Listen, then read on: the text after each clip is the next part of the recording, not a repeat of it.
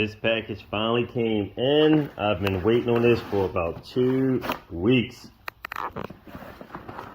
And I've worked around all sorts of other challenges until I can finally get back to this. But I've been in need of this for a minute. It's extremely important, and this plays a vital role in our turbo build.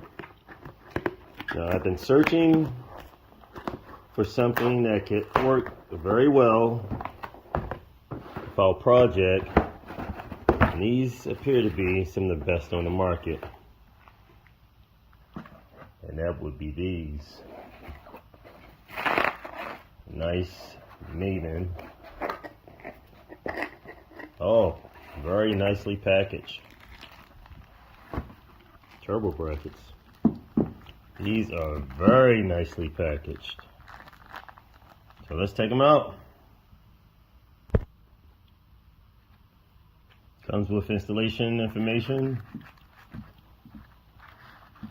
Nice protective covering, as well as spare O-rings.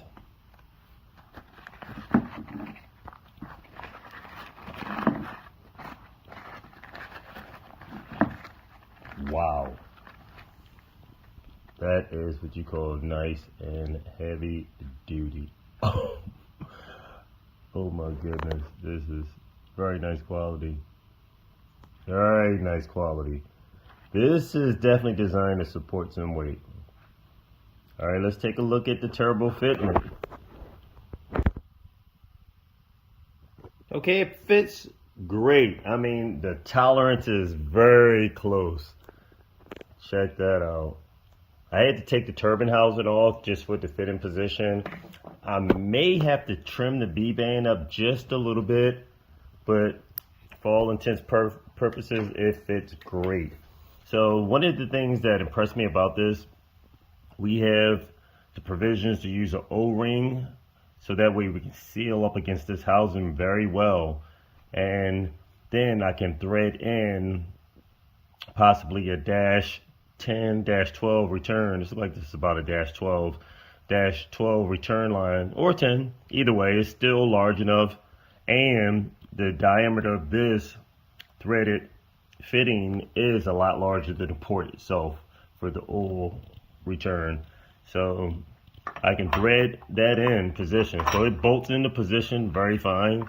Of course, I have my turbine housing supported on foam because we do not want to take a chance at all at damaging or bending a turbine wheel. How are we going to make 1400 plus wheel horsepower if we bend our turbine wheel? But everything bolts into position great. Great. So this is what I've been waiting on. I bought 2 of these. One for the TT coupe and the second one for the TT roadster. Maven turbo support brackets. Excellent product. Starting the fabricating process for my turbo support bracket for that monster right there. This is turning out great. So these are Maven support mounts for pretty much mid-frame turbochargers. Maven performance products.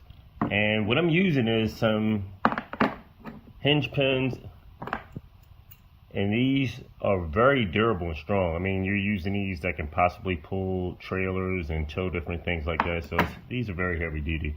So what I've done, I had purchased a few of these ahead of time, and I like how this flared out at the end.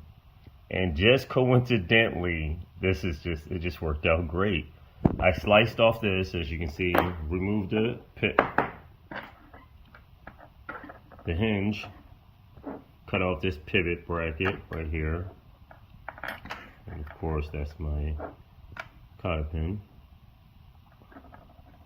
Slice that off, and this is a spare one here. And I was hoping that I could use a flat base like this for some type of turbo support.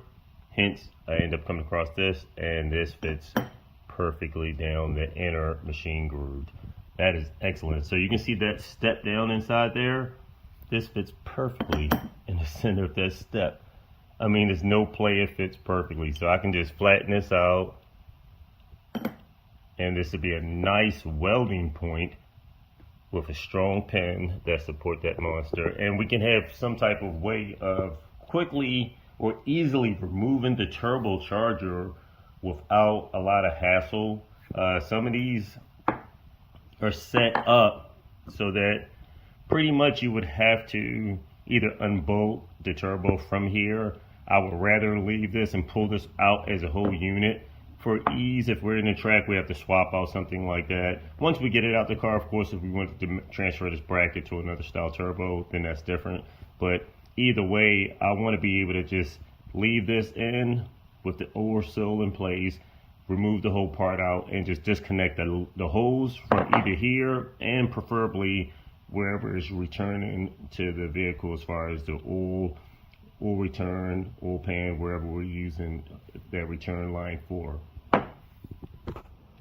Preparing hardware and getting set up for the Maven support bracket. Ready to use my own personal hardware. This comes with some great hardware, don't get me wrong. This is a A270 bolt, but I chose and elected to use a grade 12.9 hardware. So to me, this is a lot stronger using this. The bolts that I'm using is 2.5 times stronger than the hardware that came with that. So, and also I'm using some special locking washers that I ordered. These locking washers are great for keeping the bolts fixed in position. This is similar to what they use in the aircraft industry. So I worked in the aircraft industry for over 20 plus years, and I've seen a lot of great washers like this that will keep hardware fixed in position. So that's what we're going with. It's a snug fit right here with my V-band, mounts to the turbine housing and to the cartridge. So what I'm going to do is just slightly trim the V-band just a little bit.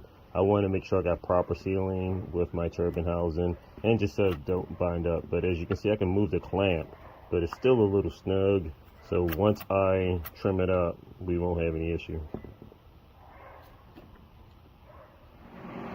This is what you call some serious heat penetration. This thing is still glowing red hot. With the light on, you can't tell, but this is some nice penetration for this Maven support mount. The light on, you can't even tell it's glowing. There's some heat.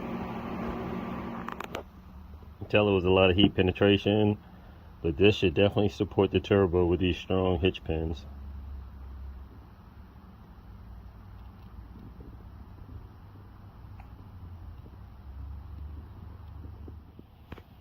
The turbo support bracket turned out very good. I'm gonna weld in one more support brace so it positions itself on the car. I'm gonna drill a hole here and here for the end links, and I'm gonna weld one more support brace from here up to that top support. That'll pretty much reduce flex, and I'll weld it somewhere right around here, right before this second bolt, so that way we have that extra clearance in the engine compartment. But that way this will help reduce flex from this bracket, acting as a T, as well as it'll structurally support this straight piece right here and help support it from bending. Without this upper brace right here, then you come into the problem with potentially having this bracket right here bend right here in the middle because of the weight. So with a gusset coming from this top corner down midway as a support, that'll eliminate that part from bending right around this area here. Built this out the box. I'm about to unwrap it, test it out. I have a set of 2-to-1 merge collectors, both made by Vibrant Performance. Originally, I was going to use this merge collector for our turbo manifold build, 2.5 to 3 inch. This is a 2.5 to 3 inch as well. But there's a big difference in the thickness of the piping. One's cast, which would be this, heavy duty, more rugged, can sustain a lot more heat. And of course, this is welded stainless. Okay, here's a better look at the piping itself outside the box.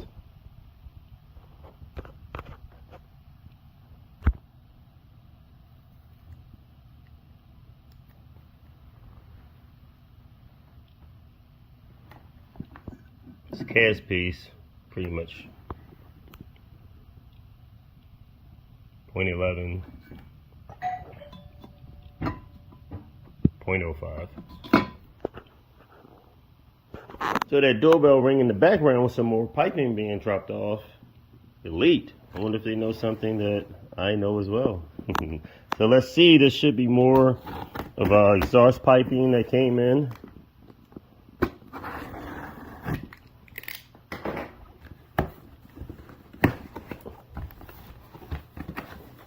You definitely make sure these packages are packed good.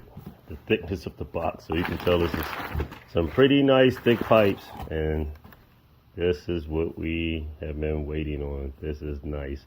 This is the 2.5-inch pipe work that we're going to be using, coming from our turbo manifold to go into something like this. This is awesome. Nice, thick, Schedule 10 piping.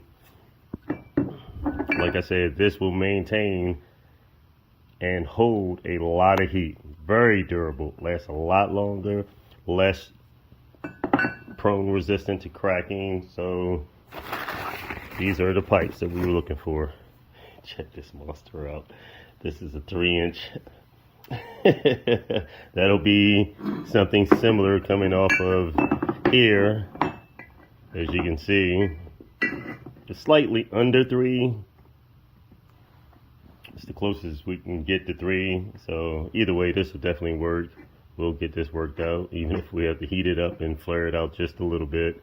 But this is pretty much what we need. I do have some straight. We're waiting on a long tube of straight pipe. Also, that's 2.5, so that we can have our straight runners that'll merge into this. And this big 3-inch pipe is going to replace a S hook. This is the main thing I was waiting on. I want some heavy duty pipe that forms an S like this that leads into the turbo. And here it is right here. This leads into the turbine housing. And coming off of the car, the pipe was originally set up to go just like this. Coming from input from our exhaust manifolds coming in and going into the turbine housing right here. And of course this Schedule 10 pipe. A lot stronger, durable than this thin stainless. So we'll have a nice, heavy duty, strong turbo manifold. And leading into the turbo, it'll look similar to this.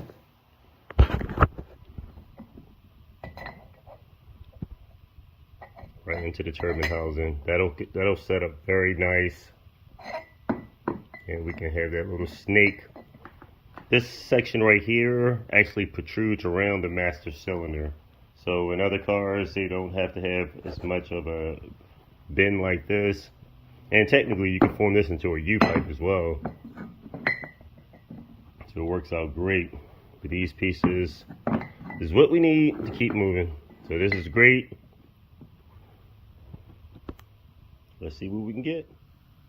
And along with our turbo packaging that came in, also our fittings from Retronic. So these are a 45-degree radius. I need that for coming off of my turbine housing. I'll try to be gentle and rotate this around. In fact, I'll flip it over. Along with our shipment of our turbo piping that came in, we also received another package with our 45-degree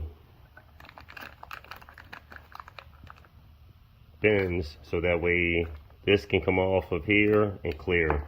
I have my straight fitting that'll thread into here, and my 45 that'll come off of here. So let's take a look and see how it turns out.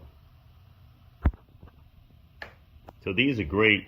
I wanted to use an O-ring fitting also for better sealing to help eliminate any potential for leaks or reduce drastically. We don't want any leaks at all, but this will be a lot better for sealing. And this is a dash 10.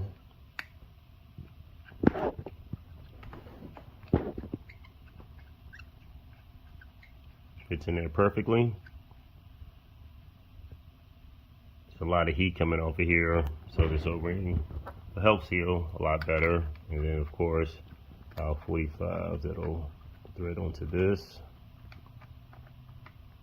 A little awkward getting in here. There we go. So the V-band is really close. And what I'll do, the edge of the V-band is really close in here. I can always rotate this band around just for a little extra clearance. And if need be, trim just a little bit so I can get this in here. Don't want to scratch up the fitting that much when I go to thread it in here. But either way, you get the picture. It'll come off like that.